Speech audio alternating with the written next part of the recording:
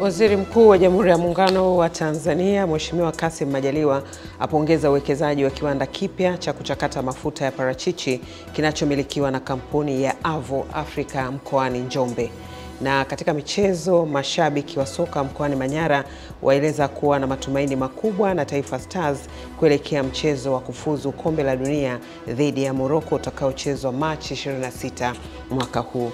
Habari za asubuhi watazamaji wetu, karibuni kwenye kipindi cha Asubuhi Njema ambapo tunakuwa na taarifa ya habari, na baada ya hapo tutapata fursa ya kuangalia vichwa vya habari vilivyopangwa kipaumbele katika magazeti yaliyotufikia hivi leo.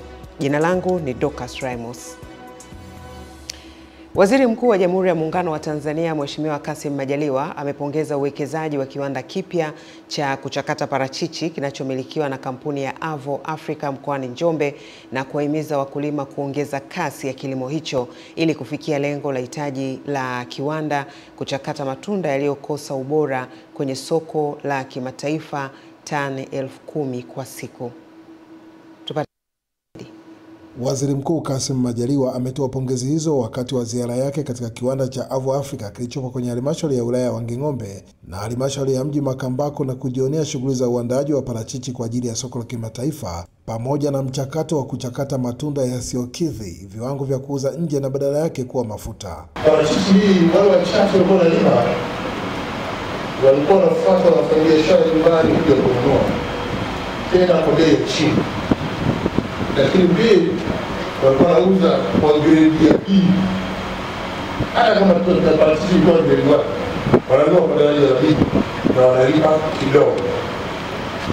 Sasa karibu kwenda kufikia kwa nzuri. Parachichi leo ni zao linalosimamiwa na wizara, ni zao la bustani linalolimwa kimkakati. Ujenzi mkuu endelea kupokea mazao yetu na sisi tunahamasisha walete mazao mengi zaidi. Kwa upande wake mkurugenzi wa kampuni ya Avo Africa Najibu Karmani amesema namna wanavyonusuru upotevu wa parachichi kutoka shambani. Lazima tuzipeana karibu siku 12 hivi ndio zikae ziive vizuri, zikuwe soft, ndio tunaweza, ikikuwa soft ndio mafuta inakuwa ndani yake. Mheshimiwa Waziri Mkuu, sisi kama wizara ya biashara na zamani kuhakikisha bado tunaendelea kwa niaba ya waziri wangu Daktari Suleiman Saidijafu kuhakikisha wawekezaji hao watokana pamoja. Naye mkuu wa mkoa wa Njombe Anthony Mtaka amesema uwekezaji wa kiwanda hicho umetokana na jitihada za mkoa katika kuvutia wawekezaji. Sisi tunampongeza Najib na tunaomba kupitia ofisi yako Mheshimiwa Waziri Mkuu uendelee kutukaribishia wawekezaji wengine waweze kuja kuongeza thamani kwenye parachichi, kwa sababu miaka mitatu inayokuja uvunaji wa parachichi mkoa wa Njombe utakuwa ni mkubwa sana. Baadhi ya wakulima wa parachichi mkoani Njombe wamesema ujio wa kiwanda hicho ni suluhisho la changamoto ya soko. Pata manufaa na maana kuuza, tumepata jirani soko hapa. Kutoka hapa katika ziara ya Mheshimiwa Waziri Mkuu katika kiwanda cha kuchakata matunda ya parachichi kilichopo halmashauri ya wilaya ya Wanging'ombe mkoani Njombe, mimi ni Michael Patrick, Channel 10. Makamu mwenyekiti wa CCM Bara Stephen Wasira amemtaka mkandarasi anayetengeneza barabara ya Kyerwa kusimamiwa kwa wakati kukamilika kwa barabara hiyo ili iwe mkombozi kwa wananchi wa wilaya ya Kyerwa ambao wameteseka kwa muda mrefu. Makamu mwenyekiti wa CCM Bara ndugu Stephen Wasira amesema hayo wakati anazungumza na wananchi pamoja na wanachama wa Chama cha Mapinduzi katika ukumbi wa Mjerumani uliopo mjini Kayanga wilayani Karagwe mkoani Kagera. Ndugu Wasira amesema kuwa mkandarasi huyo amepewa zaidi ya shilingi bilioni 9 ili aweze kukamilisha barabara hiyo ili wananchi wa wilaya ya Kyerwa waweze kupata barabara nzuri ili kufanya shughuli zao za kilimo na biashara kikamilifu. Miaka 4 ya utekelezaji wa ilani. Mmesema sana hapa na wengine wamesema kuna matatizo bado. Matatizo lazima yatakuwepo.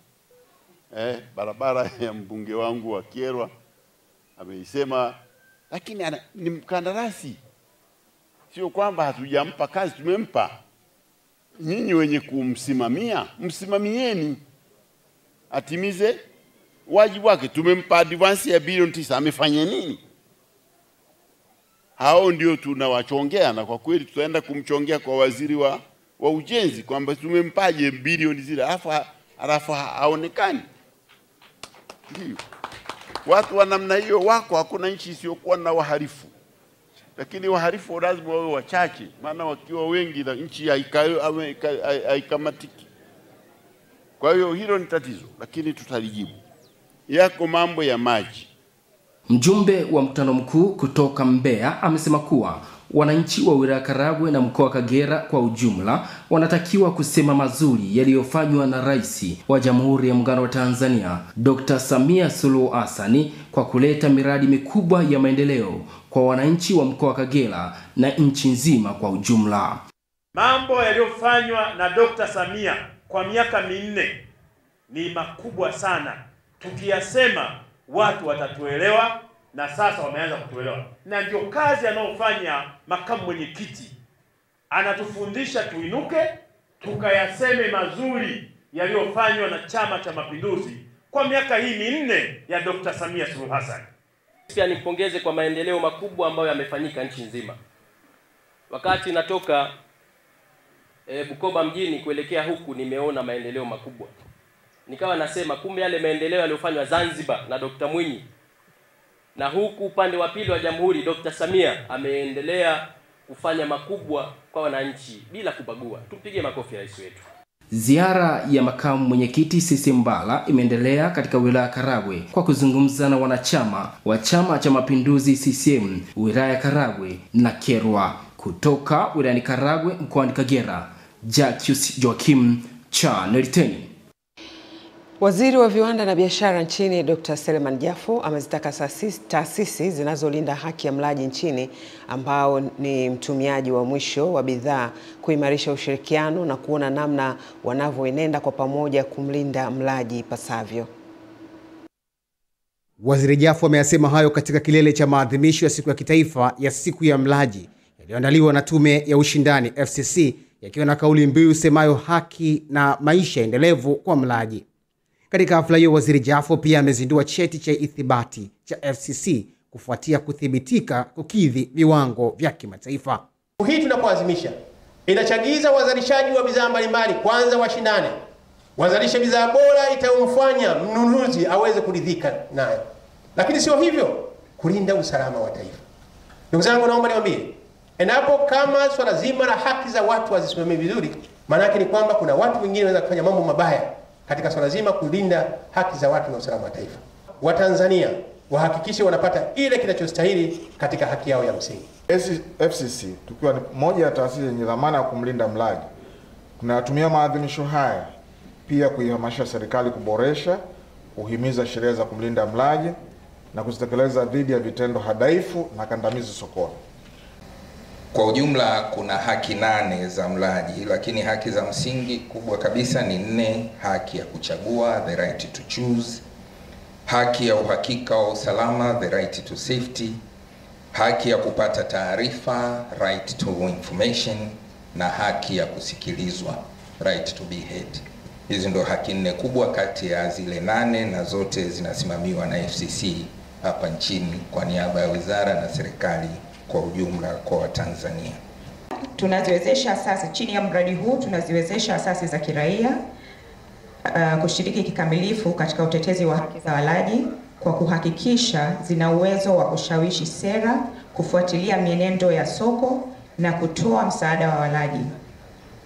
Siku ya mlaji duniani huadhimishwa kila Machi 15 tangu kuasisiwa mwaka 1983, ikilenga kuhakikisha mlaji anapata haki ya kuchagua bidhaa, uhakika wa usalama wake, kupata taarifa na kusikilizwa. Kutoka Dar es Salaam, Nelson Munema, Channel 10. Taasisi ya Islamic Propagation Center IPC imetoa huduma ya upimaji afya na matibabu bure kwa wananchi zaidi ya 4,000 mkoani Dodoma katika kipindi cha mwezi mtukufu wa Ramadhani. Huduma hizo zilizopewa jina la kambi ya Ramadhani ya matibabu zimetolewa katika wilaya Kondoa, Chemba na Dodoma mjini. Akitoa salamu za serikali, mkuu wa wilaya ya Dodoma Jabir Shekimweri amewashukuru wadau hao kwa kuunga mkono juhudi za serikali, huku akitoa rai kwa watu wengine kuendelea kusaidia jamii. Miongoni mwa matendo ya ihsani ni haya ya kuwagusa watu ambao uwezo wao mdogo, ambao wana uhitaji wa utabibu, lakini gharama za matibabu hususan za kuona madaktari bingwa si wote wenye kuziweza, na kwa hivyo watu wanakaa na maradhi yao. Kwa hivyo kwangu, kwa tafsiri ya saumu Ramadhani, hii ni ibada kubwa mmefanya, mmetoa sadaka kubwa, na tunafahamu katika Ramadhani unachokifanya cha sadaka unapewa mara mbili katika miezi ya kawaida. Daktari bingwa wa macho amesema katika kambi wanazofanya matatizo ya macho ndiyo yanayoongoza, huku mratibu wa zoezi hilo akisema kuwa wagonjwa hao na wengineo watafanyiwa kila kitu bure ikiwemo upasuaji. Wagonjwa wengi huwa ni wagonjwa wa macho kwa sababu changamoto za macho zinawaathiri watu wa rika zote. Tukianza na watoto, wengi wao wanakuwa na changamoto ya allergy. Kuna wale watu wa kati wale miaka 40 mpaka 50 hapo huwa wana changamoto ya kupata shida ya kusoma herufi ndogo. Hawa wanatakiwa wapate miwani za kusomea. Na wale wazee wao wana shida ya ukungu wa lenzi ya jicho ambayo Kiswahili tunaita mtoto wa jicho. Wagonjwa hao tutawafanyia operation bure kwa siku maalum tutakayoweka ya kuwafanyia. Nafikiri ndani ya mwezi wa 4 tutawafanyia operation wote bure. Baadhi ya wananchi wameshukuru ujio wa kambi hiyo, kwani wengi wao walikuwa hawana uwezo wa kumudu gharama za matibabu. Nashukuru sana nimepata huduma, tena huduma kwa haraka sana. Nashukuru sana kwa hawa waliobuni mpango huu. Nimepima macho na nimeonekana na tatizo, na leo hii nimepata miwani kama mnavyoiona, nitakuwa navaa kutumia kusomea. Kwa hiyo tunawashukuru sana kwa kutuletea huduma hii kata ya Chang'ombe. Taasisi hii imekuwa ikitoa huduma za matibabu bure kwa miaka 10 sasa kama sehemu ya sadaka katika kipindi cha Ramadhani. Kutoka Dodoma, Leonard Mwacha, Channel 10. Wakati dunia inaposherehekea miaka 30 ya Beijing, Tanzania inajivunia kuona wanawake wakiendelea kuongezeka katika nafasi za uongozi, na sasa Tanzania ikiwa na rais mwanamke Mheshimiwa Dr. Samia Suluhu Hassan. Shamim Khan, mwenyekiti wa Jumuiya ya Wanawake wa Kiislamu Tanzania BAKWATA na mbunge mstaafu ambaye pia alikuwa mbunge mwanamke wa kwanza wa kuchaguliwa kwa kura, anasema hayo wakati mtandao wa jinsia Tanzania TGNP ukiadhimisha siku ya wanawake, yanayokwenda sambamba na uzinduzi wa kitabu cha The Beijing Journey kinachozungumzia safari ya Beijing.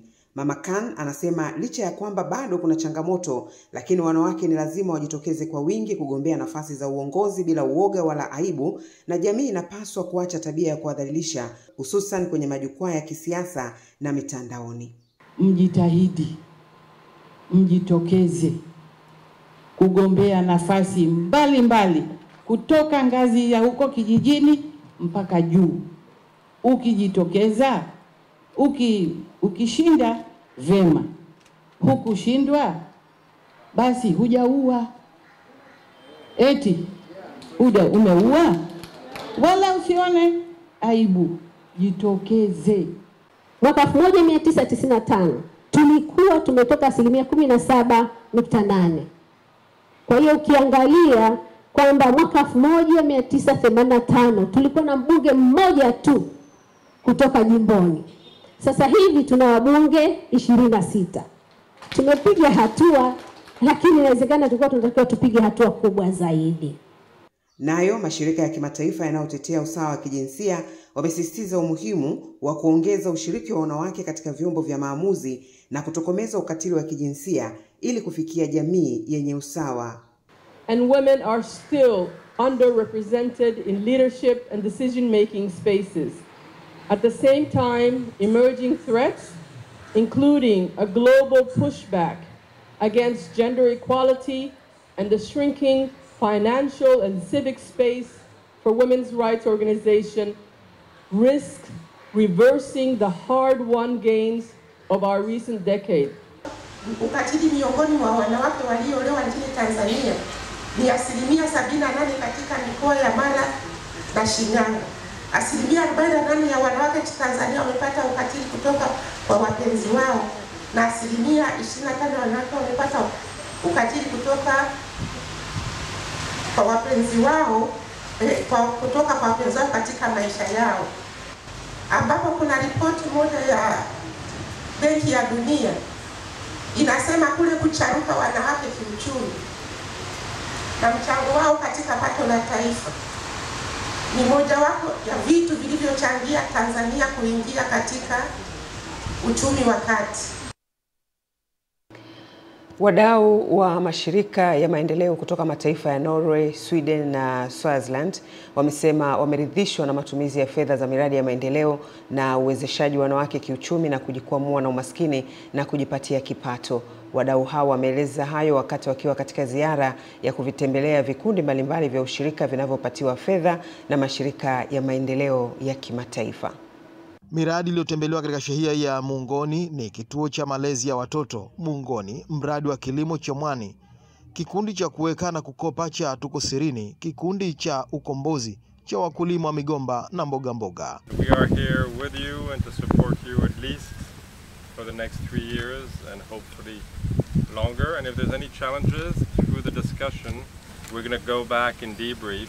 But it was also our opportunity to see what we can do different and better for better outcomes. Baadhi ya wanaushirika wa vikundi hivyo wamepongeza ujio wageni katika maeneo yao na kubainisha baadhi ya changamoto zinazowakabili katika zao la mwani. Mwani hauna bei, hatuna masoko. Hivi sasa ukienda kila nyumba unapita huko kwetu Mungoni na mwani tele. Viambazani umekaa na mwani unakaa, hata ukamaliza siku zake ule unakufa. Kwa sababu unageuka mwani unafanya unachuyuka ule, ile chumvi inatoka hata kwa ukatizama hauna faida. Alafu tutakuja mwani mbaya mwani hivi, lakini ina maana hatuna masoko. Unapokuwa na masoko mwani unakuwa hafiki kuharibika. Tatizo letu hatuna mashine. Mashine tunachukua hapa tunapeleka mjini kwenda kusagiwa unga. Kwa hivyo si wajibu nini kazi zetu ya tupate mashine, tukapata mashine ya kusagia, tutakuwa mambo yatakuwa sawa kabisa. Kwa hivyo sasa hivi hii ni kazi yetu tunachukua unga mwani tunapeleka mjini, tukapeleka mjini tunapata kusaga, tunarudi na unga wetu tunaukava kwenye mabadala. Mbali ya changamoto hizo na mafanikio, pia wamesema kupitia miradi hiyo wamefanikiwa kujenga uthubutu wa kujieleza mbele za watu. Zamani tulikuwa hata kujieleza hatuwezi, lakini kutokana na wafadhili kila wanapokuja wanatupa mazoea, tunafaidika na tumeinuka. Kasim, Channel 10, Zanzibar.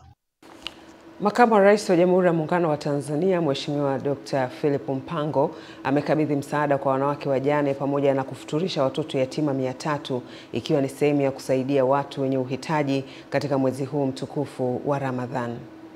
Akabidhi kwa niaba ya Makamu wa Rais Shehe wa mkoa wa Kigoma, Sheikh Hassan Kiburwa, amesema hatua hiyo ni sehemu muhimu ya utekelezaji wa ibada katika mwezi huu mtukufu. Mshukuru sana kwa sababu pia amefuturisha mayatima wanaokaribia 300. Jambo ambalo kusema kweli linaonyesha alivyoguswa na ukarimu wake kwa watu wa Kigoma. Kwa hivyo sisi tunamshukuru sana, tunamuombea kwa Mwenyezi Mungu amjalie kila la kheri. Na hii sio mara yake ya kwanza. Amekuwa akifanya haya mara nyingi hapa kwetu Kigoma. Baadhi ya kina mama wametoa shukrani zao kwa Makamu wa Rais kwa kuwapatia msaada huo na hivyo kuiomba jamii kuiga mfano huo. Tari ambayo tumepewa wajane, mayatima na watu ambao wasiojiweza.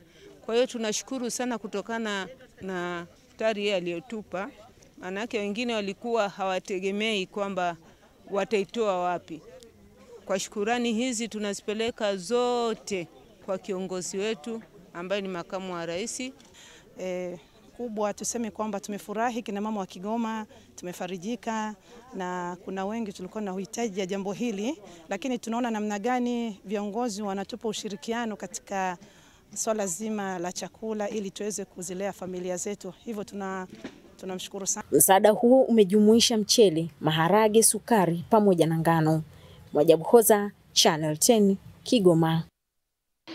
Waumini wa dini ya Kiislamu wilayani Kilosa mkoani Morogoro wameungana kumwombea Rais wa Jamhuri ya Muungano wa Tanzania Mheshimiwa Dr. Samia Suluhu Hassan na kuliombea taifa wakirejesha fadhila kwa maendeleo makubwa yaliyopatikana katika kipindi cha miaka 4 ya uongozi wake. Mola wetu tunakuomba ya Rabbul Alamin kwa mapenzi yako na rehema zako. Amen. Mjalie mama yetu Samia. Amen. Mwenyezi Mungu umpe makamo mazuri. Amen. Umpe afya nzuri. Dua hiyo imefanyika katika 10 la mwisho la mwezi mtukufu Ramadhani wakati wa futari ya pamoja iliyoandaliwa na Waziri wa Habari, Utamaduni, Sanaa na Michezo ambaye pia ni mbunge wa jimbo la Kilosa Profesa Palamagamba Kabudi, ikiwa ni mwendelezo wa desturi yake ya kila mwaka kuwafuturisha waumini wa Kiislamu, ambapo Shehe mkuu wa wilaya ya Kilosa Nasolo Milambo akatumia fursa hiyo kuelezea mafanikio ya rais katika kipindi cha miaka 4 ya utawala wake. Vile vile tunamuomba Mwenyezi Mungu kwa rehema zake na fadhila zake aendelee kuibariki nchi yetu hii ya Tanzania, iendelee kuwa ni nchi ambaye yenye amani, salama na utulivu. Kwa upande wa serikali ni wahakikishe kwamba amani na utulivu tunaendelea kuangalia kwa jicho la karibu sana, kuhakikisha kwamba wananchi mnafanya shughuli zenu mkiwa na uhuru, wananchi mnafanya shughuli zenu mkiwa na amani, lakini wananchi mnafanya shughuli zenu na mkenda katika njia zenu za kutafuta riziki mkiwa mna uhakika kwamba hakuna jambo baya lolote ambalo litatokea. Akizungumza mara baada ya futari hiyo, waziri wa habari, utamaduni, sanaa na michezo, mbunge wa jimbo hilo, amewahimiza waumini kuendelea kumuunga mkono Rais Samia kwa jitihada zake za maendeleo. Ameeleza kuwa mshikamano wa wananchi na uongozi thabiti wa taifa ni nguzo muhimu katika kuhakikisha ustawi wa jamii na mafanikio ya miradi mbalimbali inayoendelea kutekelezwa. Swala zima la mabadiliko na ujenzi upya ndio hili. Tunafunga Ramadhani, tunakwenda Kwaresma ili tubadilike na tujengwe upya. Kwa mimi nikiangalia 4R zote za Mheshimiwa Rais Dr. Samia Suluhu Hassan zinaendana vyema kabisa na mfungo wa Ramadhani katika kuutekeleza, zinaendana vyema kabisa na Kwaresma katika kuitekeleza. Jimmy Mengere, Channel 10, Morogoro. Mufti wa Tanzania Sheikh Abubakar Zubeir amewataka Waislamu nchini kuendelea kudumisha upendo pamoja na kudumisha maadili mema ambayo yote yamekuwa kama chuo na mafunzo katika mwezi mtukufu wa Ramadhan. Wito huo ameutoa katika hafla ya iftari iliyoandaliwa na halmashauri ya jiji la Dar es Salaam iliyofanyika katika viwanja vya Karimjee, ambapo pia ilifanyika dua maalum ya kuliombea taifa pamoja na kumwombea Rais Dr. Samia Suluhu Hassan. Niwakumbushe kwamba kipindi chote ilikuwa tunajifunza mambo mengi. Yaani mwezi wa Ramadhani umekuja kama mwalimu au kama chuo kwa ajili ya kutufundisha mambo mengi. Kutufundisha kupendana, kutufundisha ustahimilivu, kutufundisha kuamiliana wenyewe kwa wenyewe kwa wema na kuamiliana na watu wasiokuwa Waislamu vile vile. Mwezi wa Ramadhani umekuja kutufundisha upole, umetufundisha maadili. Wakizungumza katika hafla hiyo, baadhi ya viongozi mbalimbali waliofika katika hafla hiyo ya dua wamesema ni muhimu kwa waumini katika kipindi hiki kuelekea uchaguzi kuombea viongozi na kuliombea taifa ili amani na utulivu viendelee kutawala. Sasa mimi niseme hili ni jambo jema. Sisi kama Watanzania lazima tuwe na utaratibu wa kuheshimu kazi kubwa na nzuri inayofanywa na wenzetu ambao wamejitoa kwa ajili ya kutumikia. Mheshimiwa Rais amejitoa, tunaona muda wote anahangaika kutuletea maisha bora, kuondoa kero zetu. Kwa hiyo kumuombea ni wajibu wetu. Mwenyezi Mungu amkinge na shari, azidi kumpa subira, uvumilivu na hikima. Watanzania tuendelee kunufaika na utumishi wake. Tumempata rais mzuri, rais bora kuliko marais wote ambao mnaweza kusema wa bara la Afrika. Tunaye rais mzuri sana ambaye katika kipindi chake cha miaka 4 mambo makubwa yamefanyika. Ukija kwenye wilaya yetu ya Ilala, katika kipindi cha miaka 4 tumepokea zaidi ya bilioni 317 ambazo zimeenda kwenye miradi mbalimbali. Na lengo ya iftari hii ni maadhimisho ya miaka 4 ya Dr. Samia Suluhu Hassan katika nchi yetu na kwa kazi kubwa ambazo amezifanya katika jiji letu la Dar es Salaam. Kwa tukakubaliana kama baraza la madiwani tuweze kumsupport Mheshimiwa Rais kwa kumwombea dua, lakini bahati nzuri tumeweza kuvialika vituo vya watoto yatima ambapo ndio wamefanya kazi hiyo kumwombea dua Mheshimiwa Rais. Sisi kama jiji tumefarajika zaidi ya bilioni 317 na milioni 200 ameweza kutuletea katika miradi ya maendeleo ya elimu, afya, lakini pamoja na miundombinu. Katika hafla hiyo pia Mufti alikabidhi misaada mbalimbali ya vyakula na vifaa kwa kikundi cha watoto yatima cha Vingunguti. Hamisi Suleiman, Channel 10, Dar es Salaam. Na sasa ni habari za michezo ambako tunaelezwa mashabiki wa mpira wa miguu mkoani Manyara wameitabiria makubwa timu ya taifa ya Tanzania Taifa Stars katika mchezo wake wa ugenini dhidi ya Morocco kuwania tiketi ya kufuzu michuano ya Kombe la Dunia, mchezo unaotarajiwa kurindima Machi 26 mwaka huu. Mtazamo wangu katika mchezo huo wa Taifa Stars na Morocco, Maana yake ni katika mazingira ya kawaida naona kama tutajipanga kama Watanzania, hali halisi tunaweza tukapata matokeo mazuri. Yawezekana muda wowote tukafanya mabadiliko, na hasa kitu tunakwenda kushangaza dunia ni kesho kutwa mchezo wa Morocco na Tanzania, kwa sababu watu wana morali, watu wana nia. Mchezo ujao nina uhakika tunashinda, na tusikubali kushindwa. Tukubali kwamba tunashinda na tutashinda.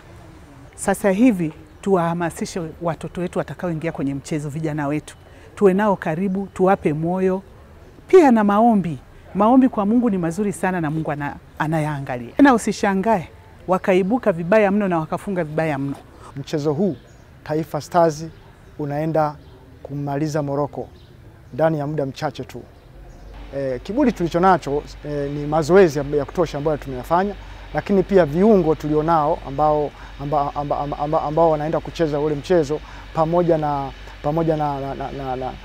timu nzima kwa ujumla, maandalizi yake, hakika tunao ushahidi mkubwa na leo mambo yatakuwa mazuri. Sio na mimi Tanzania tutashinda kwa sababu timu imeandaliwa vizuri, serikali imejipanga, wananchi wamejipanga, lakini pia na sisi pia wamejipanga katika mashindano haya. Kwa wachezaji wengi, kwanza wachezaji waliotoka kwenye timu ya taifa, kutoka kwenye timu mbalimbali, wamekuwa ni wachezaji ambao ni wazuri na wamecheza mechi za kimataifa, kwa wana uzoefu wa kucheza mechi za kimataifa. Kwa hiyo naamini na pia kwa kuitetea nchi yao, kimsingi na uhakika kabisa kwamba Morocco hawana chao. Mwisho wa taarifa yetu ya habari. Baada ya muda mfupi tutapata fursa ya kuangalia vichwa vya habari vilivyopangwa mbele katika magazeti yaliyotufikia hivi leo. Endelea kuwa nasi.